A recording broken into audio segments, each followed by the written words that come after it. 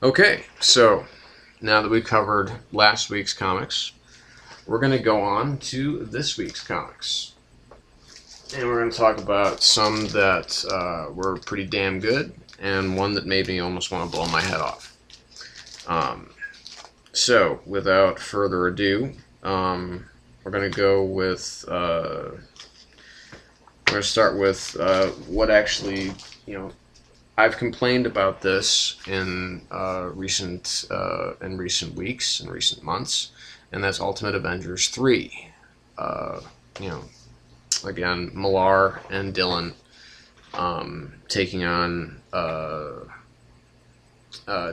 vampires in the Ultimate Universe as they slowly take apart the Avengers. Not the Ultimates. There's a very important distinction to be made. Again, the Avengers, they're a Black Ops team. The Ultimates, they are the face that the public sees.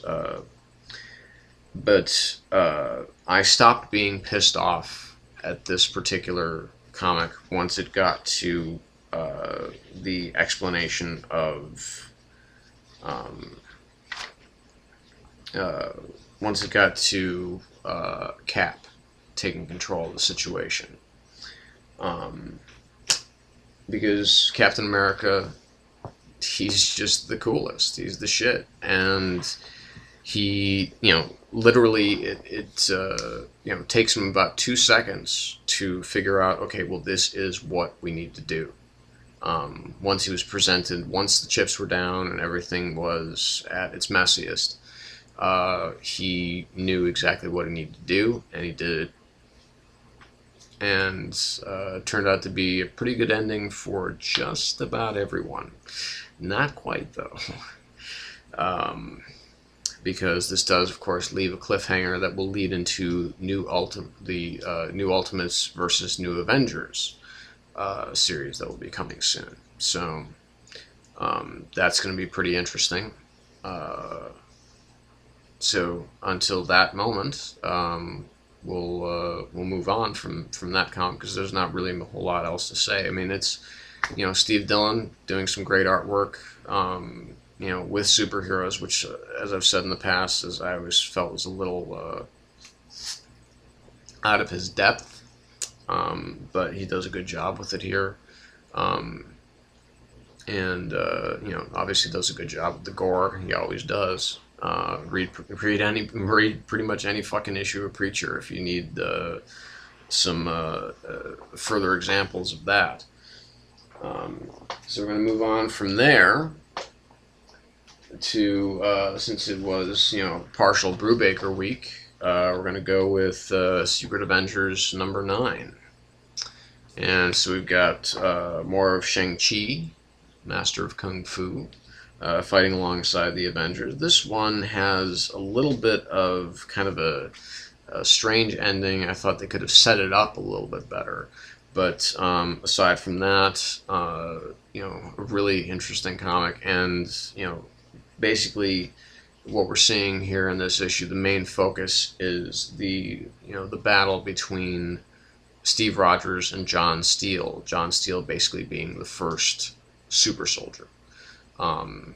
He is, he's everything, that Cap, might have been.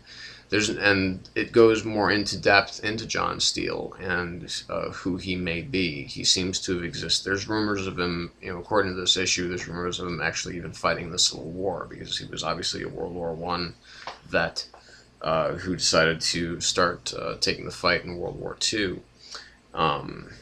And obviously, Sharon Carter's in a lot of trouble. She's being held by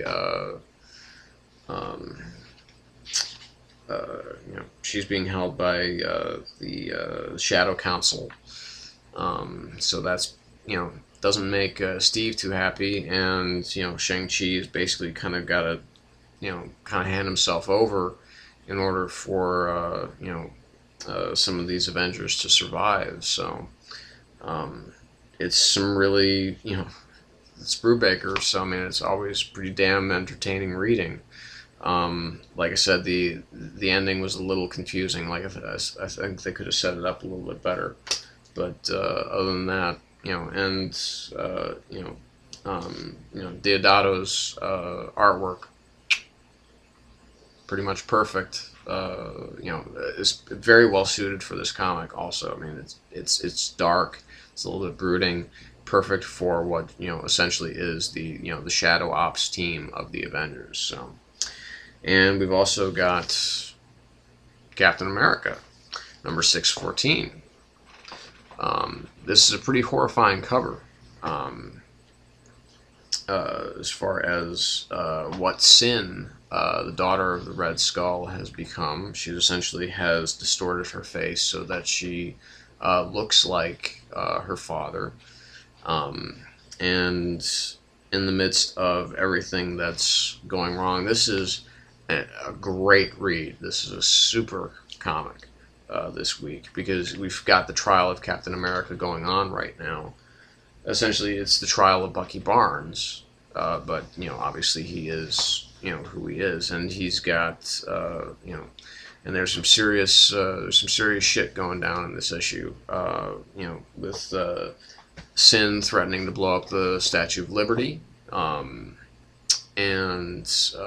Dr. Faustus plying his trade in regards to the he's actually speaking in Captain America's defense, or Bucky Barnes' defense, as far as that he was not responsible for his actions while he was the Winter Soldier, because of the conditioning that they that they had him in.